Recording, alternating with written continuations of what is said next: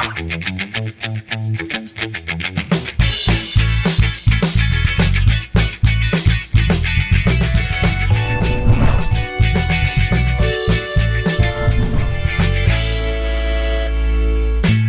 আলাইকুম প্রিয় দর্শক, দেশ এবং দেশের বাইরে যে যেখান থেকে আমাদের সঙ্গে যুক্ত হয়েছেন চ্যানেল আয়ের পর্দায় দেখছেন সালাম স্টিল স্ট্রেট কাট। স্বাগত জানাচ্ছি, আপনাদের সাথে আছে আমি দীপ্তি চৌধুরী। আমাদের এই আয়োজনে আজকে একজন অতিথিকে আমরা আমন্ত্রণ জানিয়েছি, যার কাছে হয়তো আপনাদের অনেক প্রশ্ন আছে, ভবিষ্যতেও থাকবে। আমরা আমন্ত্রণ জানিয়েছি এনসিপির মুখপাত্র এবং সাবেক উপদেষ্টা, দক্ষিণ সিটি কর্পোরেশনের যে নির্বাচন হবে সেখানে এনসিপি মনোনীত মেয়র পদপ্রার্থী আসিফ মাহমুদ সজীব ভূঁইয়া। আসসালামু আলাইকুম, স্বাগতম আপনাকে। আসসালামু আলাইকুম। কেমন আছেন? এই তো আলহামদুলিল্লাহ ভালো আছি। অনেক ধন্যবাদ আমাদের সময় দেওয়ার জন্য। সরাসরি আমরা প্রশ্নে চলে যেতে চাই। এত তাড়াতাড়ি কেন আপনারা 5 সিটি কর্পোরেশনের মেয়র কারা হবে সেটার মনোনয়ন দিয়ে দিলেন? কারণ নির্বাচনের ডেটই তো ঠিক হয়নি। আমরা আসলে শেষ নির্বাচনে, জাতীয় নির্বাচনে একটা চ্যালেঞ্জ ফেস করেছি। আমাদের একদম শেষের দিকে গিয়ে প্রার্থীরা প্রস্তুত হওয়ার সময় পাননি। তারপরে আমরা যেটা নির্বাচনের পরে দেখেছি যে আমাদের সবচেয়ে বড় শর্টকামিংস ছিল সাংগঠনিক কোঅর্ডিনেশন এবং সাংগঠনিক সক্ষমতার বিষয়টা। তো এখন থেকে আমাদের প্রার্থীদেরকে মূল দায়িত্বটা দেওয়া হয়েছে যে সাংগঠনিক শক্তি বৃদ্ধি করা এবং সাংগঠনিক পরিধিটা বৃদ্ধি করা সেখানে, এবং নির্বাচনের আনুষ্ঠানিক ক্যাম্পেইনটা শুরু হবে আসলে নির্বাচনের ডেট ঘোষণার পরেই। এখন সাংগঠনিকভাবে আগে থেকে একটু প্রস্তুতি নিতে পারা, যেটা আমরা বিগত নির্বাচনে আমাদের অভিজ্ঞতা হয়েছে, সেখান থেকে শিক্ষা নিয়ে সেই শর্টকামিংসগুলো কাটিয়ে ওঠা। কোন ক্রাইটেরিয়ার ভিত্তিতে আপনারা মনোনয়নগুলো দিয়েছেন 5 জনকে, কিভাবে বেছেছেন? এটা আমাদের পার্টির যে সর্বোচ্চ নীতি নির্ধারণী ফোরাম, ওনারা সম্ভাব্য প্রার্থীদের সাথে কথা বলেছেন এবং সেখানে স্বাভাবিকভাবে আপনারা জানেন যে অনেকেই প্রার্থী হতে চায় এবং সেটা নিয়ে থাকে। তো সেখানে সবার সাথে কথা বলে যে সেখানে সাংগঠনিক ভিত্তি আছে, সাংগঠনিক যোগাযোগ আছে। যদি দেখেন উত্তরে আমাদের যিনি প্রার্থী, তিনি সেখানে মহানগর উত্তরের তিনি আহ্বায়ক হিসেবে দায়িত্ব পালন করছেন, এবং একই সাথে নির্বাচনের অভিজ্ঞতা এবং স্থানীয় সরকার নিয়ে কাজ করার অভিজ্ঞতা, বোঝাপড়া এবং সেখানকার মানুষের সাথে গ্রহণযোগ্যতা, এই সব কিছু বিবেচনায় প্রার্থী নির্বাচন করা হয়েছে। ওকে, সো আপনাদের যারা সহযোদ্ধা রয়েছেন, মানে দল গঠনের পরে প্রথম নির্বাচনে আপনাদের 6 জন জোটের সাথে হলেও আপনাদের দল থেকে 6 জন সংসদে যেতে পেরেছেন, তাদের এক্সপিরিয়েন্স আসলে কেমন? আমরা দেখেছি তারা জ্বালাময়ী বক্তব্য রাখছেন, সংসদে প্রতিবাদ জানাচ্ছেন, তাদের কথা তুলে ধরছেন। সো তারা আসলে কি বলছেন যে তাদের এক্সপিরিয়েন্স সংসদে কেমন? সংসদে আমাদের প্রতিনিধিরা, মানুষের এক্সপেকটেশন ছিল যে আমাদের প্রতিনিধিরা সংখ্যায় 6 জন কম হলেও তারা গুরুত্বপূর্ণ ভূমিকা রাখবে এবং ভূমিকম্প সহনীয় মোস্ট ডিউরেবল দেশের প্রথম থার্মেক্স রড সালাম স্টিল। সালাম স্টিল বোঝে ডিউরেবিলিটি। সালাম স্টিল মোস্ট ডিউরেবল স্টিল। মানুষের ভয়েস হিসেবে জনপ্রতিনিধির যে প্রকৃত কাজ সেটা তারা তুলে ধরতে পারবে এবং এখন তারা পারছে, সেটা আমরা দেখছি। তবে তাদের দিক থেকে একটা অভিযোগ সবসময়, আমরা যখন নিজেরাও বসে আলোচনা করি, এটা থাকে যে সংসদে এক ধরনের একপাক্ষিক আচরণ আছে, যে সরকার দলীয় এমপিরা যখন কথা বলেন তারা এক ধরনের ট্রিটমেন্ট পান, বিরোধী দলীয় এমপিরা কথা বলতে গেলে ভিন্ন ধরনের ট্রিটমেন্ট পান। গতকালকেও আমরা দেখেছি যে বিরোধী দলীয় নেতা যখন একটা প্রসঙ্গে আলোচনা করার জন্য সময় চাইলেন, তখন সেটাকে এক ধরনের বিধি বহির্ভূত বললেন মাননীয় স্বরাষ্ট্রমন্ত্রী বলে এক ধরনের সেখানে পরিবেশ তৈরি করা হলো এবং সেটাকে গ্রহণ করার ক্ষেত্রে বাধা দেওয়ার চেষ্টা করা হলো। তো এই চ্যালেঞ্জগুলো আমাদের এমপিরা সংসদে ফেস করছেন। আপনারা তো যখন নির্বাচনের জোট হয় তখন জনাব নাহিদ ইসলাম, আপনাদের দলের আহ্বায়ক, তিনি বলেছেন এটা নির্বাচন সময়কার কোয়ালিশন বা সমঝোতা, এটাতে কোনো আদর্শিক সমঝোতা নেই। কিন্তু বিরোধী দল হিসেবে তো আপনারা জোট হিসেবেই সংসদে বসেন। সো আপনাদের সাথে কি তাদের বোঝাপড়াটা এখনো আগের মতো, নির্বাচনের আগের মতোই আছে, নাকি দূরত্বও তৈরি হয়েছে? আমরা এখনও এই জোটটা আসলে যেই ইস্যুগুলোর কারণে এবং যেই কর্মসূচিগুলোকে সামনে রেখে হয়েছিল, আমরা বলেছিলাম সংস্কার, বিচার এবং সুশাসন নিশ্চিত করা। ওই চ্যালেঞ্জগুলো তো এখনও আছে এবং সংস্কারের জন্য এখনও আসলে আমাদেরকে ফাইট করতে হচ্ছে। ওই জায়গা থেকেই এই জোট বা জোটবদ্ধভাবে একসাথে মুভ করার বিষয়টা আছে। সংসদে একসাথে আলোচনা করে পলিসি এবং স্ট্র্যাটেজিটা নির্ধারণ করা, সংসদে তারা কীভাবে, আপনারা হয়তো দেখেছেন যে অধিবেশন শুরু হওয়ার আগে বৈঠক করছেন আমাদের এমপিরা এবং জামাত সহ আরও জোটের যারা এমপি আছেন একসাথে। তো ওই ইস্যুগুলো বা কর্মসূচিগুলো যেগুলো আমাদের সামনে ছিল নির্বাচনকে কেন্দ্র করে, সেগুলো এখনও রেলেভেন্ট আছে এবং সেগুলোকে নিয়ে নানা ধরনের চ্যালেঞ্জ আসছে, গণভোট, জুলাই সনদ। তো সেই জায়গা থেকে একসাথে এখন পর্যন্ত আমরা কিন্তু আমরা অনেক কাজ সময় দেখেছি করছি। আপনাদের নেতাকর্মীরা মানে তাদের জামাতের নানা অবস্থানকে সমালোচনা করে ফেসবুক পোস্ট বলেন, কথা বলেন, আলোচনা বলেন, সেটাও হয়ে থাকে। আপনারা কি সেই স্বাধীনতাতেও আছেন? না, আমাদের দলের মধ্যে এই স্বাধীনতাটা আছে, সবসময়ই আছে, এবং এই ইনক্লুসিভিটিটা আমাদের দলের মধ্যে আছে, এবং সেটা অবশ্যই একটা ডিসেন্ট পর্যায় পর্যন্ত সেটা আমরা অ্যালাউ করছি, এবং এটা আমরা সামনের দিনেও করবো। আমরা মনে করি যে অনেক সময় শুধু যে জোটসঙ্গীর সমালোচনা না, আমাদের আত্মসমালোচনার সুযোগটাও থাকে পজিটিভলি, আমরা সেটাকে দেখি, এবং এটা আমরা মনে করি যে এটা একটা আমাদের ডেমোক্রেসির একটা প্রক্রিয়া। যদি বলি দলের একটা সমালোচনা করেন, কি করবেন? আমরা আসলে সাংগঠনিক ভাবে যতটা সমর্থন আমাদের মানুষের মধ্যে আছে সেটাকে আমরা সাংগঠনিক শক্তিতে রূপান্তর করতে পারিনি। এটা আমি বলবো যে এনসিপি বা আমাদের দলের একটা আত্মসমালোচনার জায়গা। সেটা কেন হয়েছে, কোন দুর্বলতায়? আমরা আসলে গণঅভ্যুত্থানের পর থেকে যখন দলটা গঠিত হয় তখন থেকে অনেক বেশি ইস্যু ভিত্তিক এবং কর্মসূচি ভিত্তিক আন্দোলন কেন্দ্রিক একটা ইয়ার মধ্যে আমাদেরকে থাকতে হয়েছে, এবং তখন এটা আসলে দেশের প্রয়োজন ছিল, এবং এই বিষয়গুলোকে কোনোভাবে অ্যাভয়েড করে শুধুমাত্র সাংগঠনিক রাজনীতি করাটাও স্বার্থপরতা হতো। তো সেটার কারণেই আমরা সংগঠন গোছানোতে খুব একটা মনোযোগ দিয়ে উঠতে পারিনি, ডিস্ট্র্যাক্টেড ছিলাম অন্যান্য বিষয়, রাজপথের আন্দোলন এবং অন্যান্য রাজনৈতিক বিষয়গুলো নিয়ে। তবে আমাদের দলের একটা অংশ অবশ্যই যারা সাংগঠনিক কাজগুলো করেছেন তারা তারপরেও খুব কম সময়ের মধ্যে যথেষ্ট সাংগঠনিক ব্যাপ্তি তারা তৈরি করতে পেরেছেন, এবং বিশেষ করে এটার ফলাফল আমরা দেখেছি যে যারা আসলে আসনে বা সংগঠনে সময় দিয়েছেন তারা কিন্তু নির্বাচনে ভালো ফলাফল নিয়ে আসতে পেরেছেন, এবং এটা দিয়ে দলের অন্যান্য নেতাকর্মীদের মধ্যে যারা সামনেও ইলেকট্রাল পলিটিক্সটা করতে চান, রাজনীতি করতে চান, তাদের মধ্যেও একটা লার্নিং হয়েছে যে তাহলে আমারও এলাকায় সংগঠনের সময় দেওয়া, মানুষের সাথে কথা বলা, মানুষের কাছে যাওয়া, এইগুলো নিয়ে এখন আমরা কাজ করছি। ওকে, সো দক্ষিণ সিটি কর্পোরেশন নিয়ে আপনার প্ল্যানিং কি? আপনি কেন মনে করেন আপনি এই জায়গার নগরপিতা, মানে মেয়র হওয়ার যোগ্য? কেন আপনাকে মানুষ ভোট দেবে? নগরপিতা শব্দটা একটু ঔপনিবেশিক সময়কার শব্দের মতো শোনায়। আমরা আসলে মোর হচ্ছে জনগণের প্রতিনিধিত্ব করতে পারার বিষয়টা নিয়ে আগ্রহী। আসলে আমি লোকাল গভর্নমেন্ট মিনিস্ট্রিতে দায়িত্বে ছিলাম, তখন সারা দেশের সব সিটি কর্পোরেশনই আমার আওতাধীন ছিল, এবং তখন কাজ করতে গিয়ে আসলে দেখেছি যে এই জায়গাগুলোতে কাজ করার অনেক সুযোগ আছে, কিন্তু আমাদের যারা সেখানে প্রতিনিধি বিভিন্ন সময় ছিলেন তারা হয়তো সেটাতে সেভাবে মনোযোগ দেন নাই, এবং ঢাকা যত দিন যাচ্ছে তত আরও খারাপের দিকে যাচ্ছে, এবং বিশেষ করে ঢাকা দক্ষিণ সিটি কর্পোরেশন, উত্তর সিটি কর্পোরেশন পরবর্তীতে ডেভেলপ হওয়ার কারণে সেখানে কিছু পরিকল্পিত নগরায়ন হয়েছে, কিন্তু দক্ষিণ সিটি কর্পোরেশনের নগরায়নটা খুবই অপরিকল্পিতভাবে হয়েছে, এবং এখানে আমাদের যে হেরিটেজ আছে সেটাকেও আমরা সেভাবে প্রমোট করতে পারি নাই বা রক্ষা করতে পারছি না। তো সেই জায়গা থেকে কাজ করার অনেক সুযোগ আছে, এবং আমি যেহেতু এই সংশ্লিষ্ট দায়িত্বেই সরকারে প্রায় 1.5 বছরের মতো ছিলাম, ফলে আমার একটা অভিজ্ঞতা হয়েছে যে কিভাবে এই সমস্যাগুলো সমাধান করা যায়। তো সেই জায়গা থেকেই উপদেষ্টা থাকাকালীন কি কি সমস্যার সমাধান করেছেন আপনি? উপদেষ্টা থাকাকালীন তো আসলে স্থানীয় সরকার সারা দেশব্যাপী কাজ করতে হয়েছে। তখন তো পাওয়ারও বেশি ছিল, আমি যদি নগরের খুব ফোকাস দিয়ে কাজ করার সুযোগ তেমন একটা পাইনি, তারপরেও নগরে যদি আমি দেখি যে আমাদের নগরের একটা বড় সমস্যা ছিল, যারা আমাদের ময়লা আবর্জনাটা পরিষ্কার রাখে, নগরটাকে পরিষ্কার পরিচ্ছন্ন রাখে, এখানে কয়েকটা সম্প্রদায়ের মানুষজন আছেন যারা এই কাজগুলো করে থাকেন, হরিজন সম্প্রদায়, তারপর ডোম সম্প্রদায়, বিভিন্ন সম্প্রদায়ের তারা, এবং এই কারণে তারা অনেক অসুস্থতায় ভোগেন, এবং অনেক কম বয়সে আসলে অনেকেই মারা যান। ওনাদের অ্যাভারেজ এইজটা খুবই কম, কারণ ওনারা এই ময়লা নিয়ে কাজ করার কারণে ওনারা অসুস্থ হয়ে যান এবং ক্যান্সার সহ নানা ধরনের ব্যাধিতে ভোগেন, এবং ওনাদের থাকার অবস্থাটা খুবই টেরিবল ছিল। বিগত সরকারের সময়ে আবাসন প্রকল্প করা হলো, সেগুলো দখলে ছিল পলিটিক্যাল মানুষজনের দখলে ছিল, তো সেগুলো উচ্ছেদ করে তাদেরকে আমরা সেখানে অলমোস্ট 8টা বিল্ডিংয়ে হরিজন সম্প্রদায়ের যারা ময়লার কাজ করেন তাদেরকে সেখানে আমরা স্থানান্তর করতে পেরেছি, এবং আরও নতুন কয়েকটা ভবন আমরা তৈরি করছি যেখানে যারা আমাদের শহরকে সুন্দর রাখেন তারাও যাতে একটু সুন্দরভাবে থাকতে পারেন সেটা নিয়ে কাজ করেছি।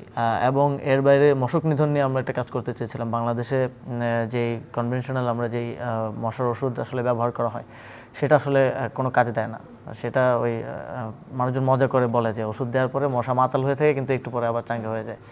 তো আমরা সেজন্য ব্রাজিলে একটা টেকনোলজি আছে, ওরা মশার একদম ডিএনএ সাথে ইন্টিগ্রেট করে এক ধরনের ওষুধ তৈরি করেছে, যেটার কারণে আসলে মশাটা লার্ভা থেকে আর তৈরি হয় না বা জন্মই নেয় না। তো সেটা নিয়ে একটা কাজ চলছিল, এখন জানি না কোন পর্যায়ে আছে। ঢাকার অটোরিকশা এবং যানজট একটা বড় চ্যালেঞ্জ। অটোরিকশা তো আপনারা বন্ধ এবং করতে পারেন এটা ওভারনাইট বন্ধ করা সম্ভব না, এবং এটার জন্য আমাদের একটা লম্বা প্ল্যানিং ছিল, একটা প্রায় 10 থেকে 15 বছরের একটা প্ল্যানিং, এবং সেটার পাইলটটাও শুরু হয়েছিল কিছু মাত্রায়। এবং আমরা একটা সেফার ভার্সন অফ অটোরিকশা তৈরি করেছিলাম। আমরা প্রায় 20,000 রিক্সা চালককে সেটার ট্রেনিং দিয়ে এবং লাইসেন্স দিয়েছিলাম। আমরা চেয়েছিলাম যে অটোরিকশা চালকরা আছেন হিউজ পরিমাণে, ওনাদেরকে বলা হয় অবৈধ, এবং ওনাদেরকে আইনশৃঙ্খলা বাহিনী থেকে শুরু করে এলাকার যারা রাজনৈতিক আছেন ওনাদের থেকে চাঁদাবাজি করা হয়, এবং ওনাদের যে ভূমিকম্প সহনীয় মোস্ট ডিউরেবল দেশের প্রথম থার্মেক্স রড সালাম স্টিল। সালাম স্টিল বোঝে ডিউরেবিলিটি। সালাম স্টিল মোস্ট ডিউরেবল স্টিল। রুজি রুটি ওনারা করেন, সেটা এক ধরনের অবৈধ তকমা পেয়েছিল। তো আমরা লাইসেন্সিংয়ের মাধ্যমে এবং একটা সেফার অটোরিকশার ভার্সনের মাধ্যমে, এবং সেটা নিয়ন্ত্রিতভাবে নগরে পরিচালনার মাধ্যমে, একই সাথে রিক্সা চালকদের যেই জীবনমান উন্নয়ন, তাদেরকে একটা বৈধতা দেওয়া, এবং একই সাথে নগরের যেই অটোরিকশার যানজটের চরিত্র সেটা পরিবর্তন করা। মেইন রোডে আমরা 22টা রুট চিহ্নিত করেছিলাম, যে রুটগুলোতে অটোরিকশা আসতে পারবে না। আমরা অটোরিকশাগুলোর জন্য জিও ফেন্সিং করে সেটা শুধুমাত্র তার জন্য যেই নির্ধারিত এলাকা সেই এলাকায় চালাতে পারবে। পুরো প্ল্যানিংটা আমরা করেছিলাম, এবং 4টা ওয়ার্ডে সেটার পাইলটও শুরু করার পরিকল্পনা পর্যায়ে ছিলাম। কিন্তু আপনি জানেন যে এটা 1.5 বছর সময় বা 1 বছর সময় এটা বাস্তবায়ন করাটা টাফ। আমি জানি না যে বর্তমান যারা আছেন তারা সেটা কন্টিনিউ করবেন কিনা, বাট আমি সুযোগ পেলে অবশ্যই করব। আসিফ মাহমুদ সজীব ভূঁইয়া, আপনার দৃঢ় নেতৃত্বের কথা 24-এর গণ আন্দোলনে আমরা ভুলিনি, আমরা ভুলবও না। কিন্তু উপদেষ্টা হিসেবে যখন আপনি আসলে জুলাইয়ের প্রতিনিধিত্ব করতে বসলেন ওই চেয়ারটায়, তখন নানা অভিযোগ আপনার বিরুদ্ধে আসলো, এবং মানে অনেকেই বলেন যে মানে সবচেয়ে বেশি দুর্নীতি আপনি করেছেন, সবচেয়ে বেশি টাকা কামিয়েছেন। সেই হিসেবে আপনি আপনার ব্যাংকের স্টেটমেন্টও দেখিয়েছেন পাবলিকলি। তখন আবার প্রশ্ন উঠেছে যে বিদেশে ব্যাংকে আপনার কত টাকা আছে সেটা তো আর মানুষ জানতে পারলো না। সো আপনার কেন মনে হয় আসলে মানে আপনার বিরুদ্ধে এত অভিযোগ, সেটাকে আসলে আপনি কাটিয়ে উঠতে পারবেন? আপনার ধরেন আপনার এপিএস কত টাকা করলো এটার কিন্তু প্রমাণও পাওয়া গেছে, এবং তাকে বিদেশ যাওয়ার জন্য নিষেধাজ্ঞাও দেওয়া হয়েছে মাঝখানে একবার। তো সেগুলোকে আপনি জানতেন না? আমার মনে হয় যে জুলাইয়ে আমার যেই অ্যাপ্রোচ ছিল সমঝোতা না করা এবং বোল্ডলি এগিয়ে যাওয়া এবং কাজ করা, আমি সেই অ্যাপ্রোচেই সরকারের দায়িত্ব পালন করতে গেছি, এবং সে কারণে অনেকেই আমার সাথে শত্রু ভাবাপন্ন। আসলে সরকারের যারা দায়িত্ব পালন করেন বা ওই পর্যায়ে, তারা সবার সাথে একটু সমঝোতা করে চলার চেষ্টা করেন যাতে সে আক্রমণের শিকার না হয়। আপনি কি অনেক বিলাসী জীবনযাপন করতেন উপদেষ্টা থাকাকালীন? আপনার জুতা, আপনার টি-শার্ট, একজন উপদেষ্টা, ফ্যাশন, এসব নিয়েও কথা হয়েছে? না, খুব বেশি আমার মনে হয় না। এবং আসলে যখন স্টুডেন্ট অবস্থায় এবং সদ্য অনার্স শেষ করা অবস্থায় যখন ছিলাম, তখন হয়তো টিউশন করে বা খুব স্বল্প পর্যায়ে যে চলাফেরা, এবং উপদেষ্টা হওয়ার পরে 1.5 লাখ স্যালারি, বা আপনি যখন প্রথম ইয়াতে ঢুকেছিলেন রিপোর্টিং বা সাংবাদিকতা এসেছিলেন, তখনকার সাথে আর এখনকার সময় তো তুলনা করলে হবে না। আপনার ইনক্রিমেন্ট হয়েছে, আপনার পদোন্নতি হয়েছে, তো সেটাই একটা স্বাভাবিক পরিবর্তন হলেও সেটা আসলে অনেক বেশি মিডিয়ায় অনেক বেশি ফোকাসে থাকার কারণে সেটাকে নানাভাবে আসলে আপনি কি এটাতে বিব্রত না, আপনি এনজয় করেন? আমি এটাতে খুব একটা বিব্রত না, আবার এনজয় করি না আসলে। এবং আমার মনে হয় যে এগুলো খুব বেশি প্রাসঙ্গিক বা গুরুত্বপূর্ণ বিষয় না। এর বাইরেও অনেক গুরুত্বপূর্ণ বিষয় আছে, যেমন ওয়েস্টার্নে হাঁস খাওয়া নিয়ে যদি বাংলাদেশে 7 দিন টকশো হয়, তাহলে বুঝতে হবে যে আসলে আমাদের দেশে মানুষ রিয়েল ইস্যু নিয়ে খুব বেশি ইন্টারেস্টেড না। বাংলাদেশে চলে আসে মানে কত পার্সেন্ট মানুষ নীলা মার্কেটে না পেলে আসলে ওয়েস্টার্নে যাইতে পারে? দ্যাটস দ্য ম্যাটার আসলে ওয়েস্টার্নে খাওয়া না খাওয়া, মানে ওই পাওয়ারটা বা ওই জায়গাটা থাকা একটা মানে ওই সময় থেকে, সেইটা নিয়ে হয়তো আলোচনা হয়েছে। আমরা আপনার উত্তর পেয়েছি, কিন্তু আমার একটা প্রশ্ন আসলে, ধরেন আমাদের পার্শ্ববর্তী দেশ নেপাল, আমাদের গণ অভ্যুত্থানের পরেই আসলে ওইখানে অভ্যুত্থান হলো, এবং বলা হয়ে থাকে তারা আমাদের দেশ, তারা আমাদের ইয়াং জেনারেশন দ্বারা অনেক ইন্সপায়ার্ড ছিল। তারপরে ওইখানেও একই ওয়েতে একজন দায়িত্বে এলেন, এবং তারপর তিনি যত দ্রুত পারেন একটা নির্বাচন দিলেন, এবং সেখানে জেনজি নেতা প্রধানমন্ত্রী হয়ে গেলেন। এবং সেখানে তারা আসলে যেভাবে তাদের স্বপ্নটা বাস্তবায়নের দিকে এগিয়েছেন, বা জেনজিদের প্রতি যে অ্যাপ্রোচটা মানুষের এখনো আছে পরিবর্তনের জন্য, বাংলাদেশের জেনজি নেতা যারা এই গণ অভ্যুত্থানকে নেতৃত্ব দিল, তাদের প্রতি আসলে সেরকম দৃষ্টি কেন আমরা পেলাম না, বা তাদের ভাবমূর্তি কেন এত তাড়াতাড়ি বদলে গেল যে জুলাইয়ের সাথে গাদ্দারি করেছে তারা? আপনার কি মনে হয়? নেপালের প্রেক্ষাপট আর বাংলাদেশের প্রেক্ষাপট সম্পূর্ণ ভিন্ন। নেপালের আমি নেপাল একটু স্টাডি করার চেষ্টা করেছি যখন তাদের রেজাল্টটা আসলো, এবং এর আগে নেপালের ভোটার সংখ্যা 1,90,00,000, আমাদের থেকে প্রায় 20%-এর কাছাকাছি হবে আমাদের।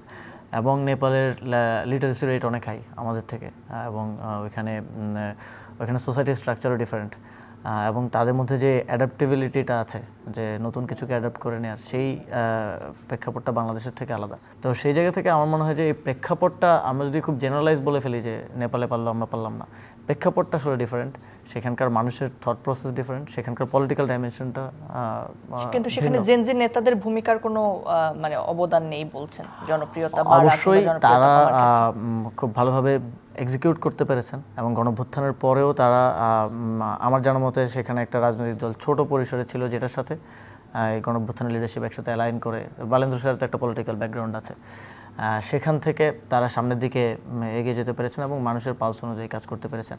এবং আমরা হয়তো শতভাগ না পারলেও পেরেছি বলেই এখনও আমাদের প্রতিনিধিত্ব সংসদে আছেন এবং কাজ করার সুযোগ আমরা পেয়েছি। তবে এখানে অবশ্যই আমাদের একটা আত্মসমালোচনার দিক হচ্ছে আমরা আরও ভালো করতে পারতাম, যেটা আমি বললাম যে সাংগঠনিক সক্ষমতার জায়গা থেকে। জামাতের সাথে জোটে যাওয়া কি আপনারা মনে করেন আপনাদের জন্য বেস্ট ডিসিশন ছিল? আমার মনে হয় সেটা ওই প্রেক্ষাপটের এবং সময়ের বিবেচনায় সেটা সঠিক সিদ্ধান্ত ছিল, এবং আমরা হয়তো সারা দেশে যদি আমরা এককভাবে নির্বাচনটা করতাম, আমরা সিগনিফিকেন্টলি আরও বেশি ভোট শেয়ার সিকিউর করতে পারতাম। একটা ভোট শেয়ার এনসিপির থাকতো, যে আমাদের ভোট শেয়ারটা এত আমরা বলতে পারতাম। তবে আমাদের সংসদে প্রতিনিধিত্ব নিশ্চিত করাটা একটু কঠিন হতো, এবং একই সাথে জোটের জন্য একই জিনিস অ্যাপ্লাই করে। যদি হাসনাত আবদুল্লাহ এবং জামাতের যিনি প্রার্থী আছেন দেবিদ্বারা, তিনি প্রতিদ্বন্দ্বিতা করেন, তাহলে দুজনের ভোট ভাগ হয়ে বিএনপির প্রার্থী জিতে যেতে পারতেন, এবং সেক্ষেত্রে আমাদের জোটসঙ্গীদেরও যে ওনারা 68টা সিট পেয়েছেন সেখানেও কমে আসতে পারতো, আমাদেরও কমে আসতো। তো কালেকটিভলি আমাদের যেহেতু আমরা যে রাজনৈতিক ইস্যুগুলো নিয়ে কাজ করছি এবং মানুষের সাথে যে জায়গাগুলোতে আমাদের কমিটমেন্ট আছে, সেখানে যেহেতু একটা ঐক্যমত্য আছে, সেই ভিত্তিতে নির্বাচনটা আমরা একটা নির্বাচন ঐক্যের মাধ্যমে করেছি। সো এনসিপিতে নারী নেতৃত্ব তো আমরা শুরুর দিকে দেখেছি বেশ ভালোভাবে আপনারা সেটা মেনটেন করেছেন, যেমনটা জুলাই আন্দোলনে আমরা রাজপথে আপনাদের সহযোদ্ধা হিসেবে নারীদের দেখেছি। এরপরে জামাতের সাথে আপনাদের কোয়ালিশনের পরে আসলে কথা হলো যে জামাত তো কোনো নারী নেতৃত্বকে তারা আনতে চান না, বা তারা মনোনয়ন দেননি, আপনারা দিয়েছিলেন কয়েকজনকে। কিন্তু এরপরে আবার আপনাদের নারী নেত্রীর সংখ্যা একেবারেই কমে গেল, এবং তারা খুবই কম ভোকাল, অনেককে দেখাই যায় না, অনেকে তো পদত্যাগ করেছেন। মানে নারীদেরকে মেইনস্ট্রিম রাজনীতিতে আনার জন্য আপনারা আসলে আপনাদের প্রতিনিধিত্ব নিশ্চিত করতে নারীদের কি করছেন?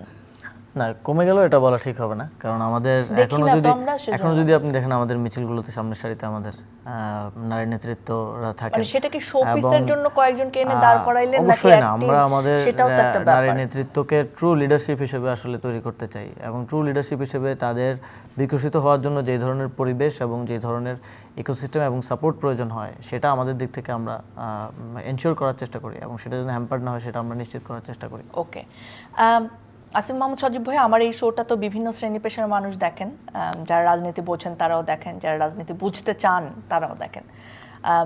আপনার মুখ থেকে নিশ্চিত একটি বাণী যেটি অনেক চর্চিত হচ্ছে, ডিপ স্টেট আপনাদের 2029 সাল পর্যন্ত ক্ষমতায় রাখার অফার দিয়েছিলেন। ডিপ স্টেট আসলে কি, আসিফ মাহমুদ সজীব ভাই যদি আমাদের একটু বলেন। আমার মনে হয় মোর অফ যারা ক্যামেরার সামনে না এসে বা মানুষের সামনে না এসে, এখানে পলিটিক্যাল ইন্টারেস্ট থাকতে পারে, তাদের বিজনেস ইন্টারেস্ট থাকতে পারে, তাদের মিলিটারি ইন্টারেস্ট থাকতে পারে, তাদের নানা ধরনের ইন্টারেস্ট থাকতে পারে, এবং সেগুলোর জন্য একটা দেশের বা পৃথিবীরও আমরা অনেক সময় শুনি যে বিভিন্ন পলিসিকে ইনফ্লুয়েন্স করা, বিভিন্ন পলিটিক্যাল যে আপনাদের কাছে পর্যন্ত তারা কোন মাধ্যমে আসলো, অফারটা কিভাবে করলো এটা কি বলবেন? বিভিন্ন মাধ্যমে। আমার মনে হয় যে সেটা না বলাই ভালো, এবং এক্ষেত্রে আসলে আমাদের দিক থেকে আমি যদি আমার কথা বলি, বা আমাদের এনসিপির যারা বা ছাত্রনেতারা যারা সে সময় ছিলেন, তাদের দিক থেকে আসলে এই জিনিসগুলো বুঝে ওঠাটাও সে সময় কঠিন, কারণ আমাদের জন্য ফার্স্ট টাইম এই রাষ্ট্রীয় পর্যায়ে কাজ করা কিংবা ন্যাশনাল পর্যায়ে পলিটিক্সে আসাটাও তো এনসিপি মাত্র 1 বছর। এই অফার কি তারা অন্তর্বর্তীকালীন সরকারকে দিয়েছিলেন নাকি এনসিপিকে দিয়েছিলেন? সরকারকেই দিয়েছিলেন আমার মনে হয়, তবে আলাদা আলাদাভাবে বিভিন্ন মনে হয় মানে আপনি শুনেছেন বোঝার চেষ্টা করা। হ্যাঁ, নাকি আপনি শুনেছেন যে অফার দিয়েছে এবং আপনি বলেছেন যে আমরা থাকতে চাই না? আমাদের জায়গা থেকে আমরা তো ইন্টারেস্টেড ছিলাম না। আচ্ছা, এর আগেও আমরা দেখেছি যে যারা ডিপ স্টেট নিয়ে কথা বলেছেন তারা নানা বিপর্যয়ের শিকার হয়েছেন, বিপর্যস্ত হয়েছেন ডিপ স্টেটের বিরুদ্ধে নানা অভিযোগ এনে।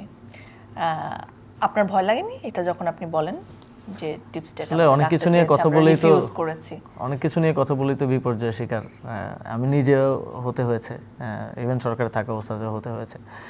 কিন্তু তারপর আমার মনে হয় কিছু জায়গায় যেখানে এটাই আমাদের ক্যারেক্টারটা একটু এরকম, এনসিপির যারা আছে আমরা খুব বেশি ভেবে চিনতে যে আসলে কী ক্ষতি হবে বা কী হবে সেটা করে কথা বলি না। আমরা কথা বলি হচ্ছে যেটা মানুষের জানা প্রয়োজন এবং দেশের মানুষকে একটা ক্লিয়ার, অনেক সময় আপনি দেখবেন যে বাংলাদেশের রাজনীতিতে এনসিপির নেতারা হাসনাত আবদুল্লাহ কিংবা নাসিরউদ্দিন পাটোয়ারি কিংবা নাহিদ ইসলাম, সার্জিস আলম আছেন, এনসিপির নেতারা যে বিষয়গুলো নিয়ে কথা বলেন এগুলো খুব বেশি পলিটিক্যাল নেতৃবৃন্দ আগে বলতেন না বা এখনও বলেন না।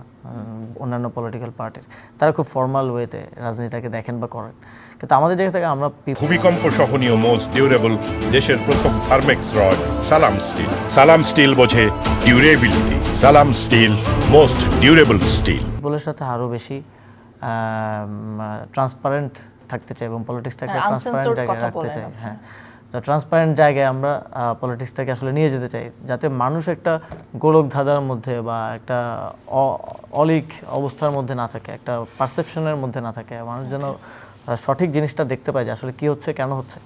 তো সেটা নিয়ে আমাদের সমালোচনা আছে যে আমরা সব কিছু বলে দিই, বাট আমার মনে হয় যে মানুষের এখন আমাকে এটা বলেন যে যখন আসলে যাদের বিরুদ্ধে আপনাদের বা আমাদের বাংলাদেশের গণ অভ্যুত্থান হলো 24-এ, তাদের তো একটা বয়ান আছে এটা যে ডিপ স্টেটের মেটিকুলাস প্ল্যানিং এর মাধ্যমে এই আন্দোলন হয়েছে, এটা জনগণের স্বতঃস্ফূর্ত অভ্যুত্থান ছিল না, এটা থাকবেই।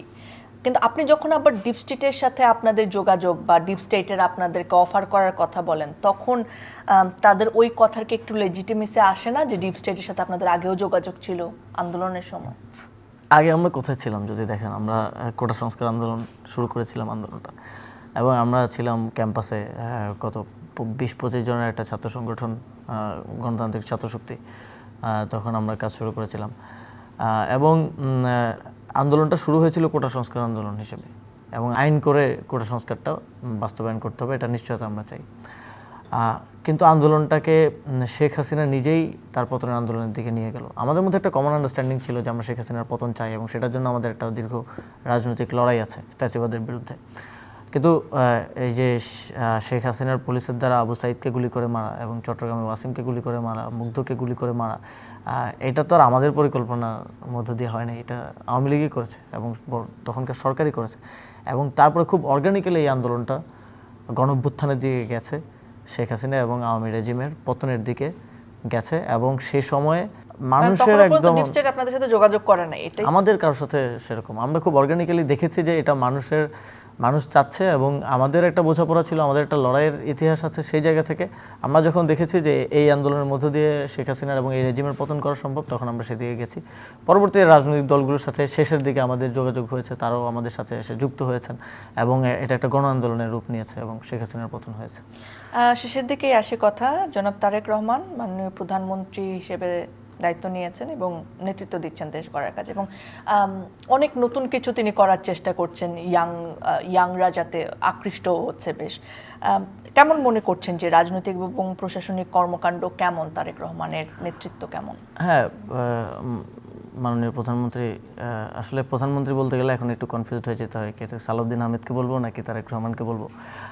আমরা দেখছি যে ক্লিয়ার করেন কেন আপনারা ওনাকে ভারপ্রাপ্ত প্রধানমন্ত্রী বলেন জনাব সালাউদ্দিন আহমেদ? না, এটা অনেকেই বলে, এটা মানুষ বলা শুরু করেছে। আমি দেখলাম যে আসলে পলিটিক্যাল প্রধানমন্ত্রী ইজ এ পলিটিক্যাল ক্যারেক্টার, এবং প্রধানমন্ত্রীর অবশ্যই রাজনৈতিক বিষয়গুলোতে তার অবস্থান এবং দেশবাসীকে একটা ক্লিয়ার ভিশন দেওয়া বা ভিউ দেওয়া প্রয়োজন যে এটা নিয়ে আমাদের অবস্থান। এটা আমরা দেখেছি যে পলিটিক্যাল বিষয়গুলোতে সিদ্ধান্ত সালাউদ্দিন আহমেদ দিচ্ছেন, এবং জুলাই সনদ, গণভোটের মতো বড় বড় সিদ্ধান্তের ক্ষেত্রে কিন্তু প্রধানমন্ত্রী চুপ আছেন।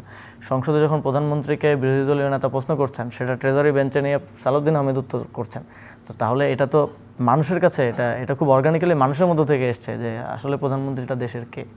তো এটা আমার মনে হয় বিএনপিরও রোল অ্যান্ড আসলে রেসপন্সিবিলিটি খুব বেশি ক্লিয়ার না, আমরা বুঝতে পারছি না যে কার রোলটা আসলে কি। এবং এটা নিয়ে কালকেও সংসদে আমাদের একজন মাননীয় সাংসদ প্রশ্ন তুলেছেন যে আইনমন্ত্রীর কথা কেন স্বরাষ্ট্রমন্ত্রী বলে।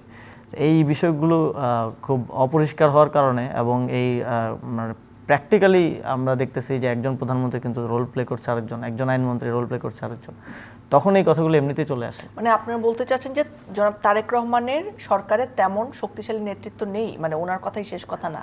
হয়তো এটা ওনাদের কৌশল হতে পারে যে প্রধানমন্ত্রী রাজনৈতিক বিষয়ে কথা বলবেন না, রাজনৈতিক বিষয়ে স্বরাষ্ট্রমন্ত্রীর কথা বলবেন, কিন্তু এটা একটা স্বাভাবিক গণতান্ত্রিক প্রক্রিয়া আসলে বলে আমাদের মনে হয় না। যখন বিরোধী দলীয় নেতা প্রধানমন্ত্রীকে প্রশ্ন করেন তাহলে প্রধানমন্ত্রীর উচিত সেটাকে ফেস করা এবং ফেস করার সৎসাহসটা এবং ইয়েটা আই থিঙ্ক থাকা উচিত। এবং বিরোধী দলীয় নেতা তো জনগণের প্রতিনিধি হিসেবে কথা বলেন, সেখানে জনগণের অংশ হিসেবে প্রশ্নটা করেন, তো জনগণকে উত্তর দেওয়াটাও আমার মনে হয় যে সেটা প্রধানমন্ত্রীর দায়িত্ব। সেটাকে বাইপাস করে অন্য কাউকে দিয়ে বলানোটা এটা এক ধরনের কনফিউশন ক্রিয়েট করে এবং মনে হয় যে প্রধানমন্ত্রী এগুলো ফেস করতে চাচ্ছেন না বা বলতে চাচ্ছেন না। সামগ্রিকভাবে বিএনপি সরকার সোফার কেমন করছে? অনেক আর্লি হবে বলার জন্য এটা বলা, তবে আমার মনে হয় যে রাজনৈতিক বিষয়গুলোতে বিএনপি সরকার খুব খারাপ অবস্থান নিচ্ছেন। বিশেষ করে জুলাই সনদ এবং গণভোটের মতো মীমাংসিত বিষয়গুলোকে আবার রাউন্ড জিরোতে নিয়ে গিয়ে এক ধরনের অপরাজনীতি তারা করার চেষ্টা করছেন এবং এর ফলে মানুষের মধ্যে এক ধরনের আস্থার সংকট তৈরি হয়েছে। আচ্ছা, এই 70% জনগণ গণভোটে হ্যাঁ ভোট দিয়েছেন, এখন গণভোট অধ্যাদেশ তারা বাতিল করে দিবে বলছেন। তো ওই 70% জনগণের রায়কে একেবারে পাত্তা না দেওয়ার মতো ধৃষ্টতাও তারা দেখাচ্ছেন, যেটা তাদের বিভিন্ন কথা আমরা শুনেছিও। যিনি স্পিকার, মাননীয় স্পিকার, তিনি নির্বাচনের পরপর বলেছিলেন যে তখন গণভোটে হ্যাঁ না বললে তো মানুষ ভোট দিত না, এই জন্য আমরা গণভোটের পক্ষে ছিলাম, কিন্তু এখন তো নির্বাচন পার হয়ে গেছে। তো এক ধরনের প্রতারণার আশ্রয় তারা জনগণের সাথে নিচ্ছেন, যেটা বাংলাদেশের রাজনৈতিক প্রেক্ষাপট এবং ডেমোক্রেটিক কালচার এবং ইয়ার জন্য খুব ক্ষতি করতে পারে বলে আমার মনে হয়। শেষ প্রশ্ন করি, কেমন বাংলাদেশের স্বপ্ন দেখেন আপনি? আমরা একটা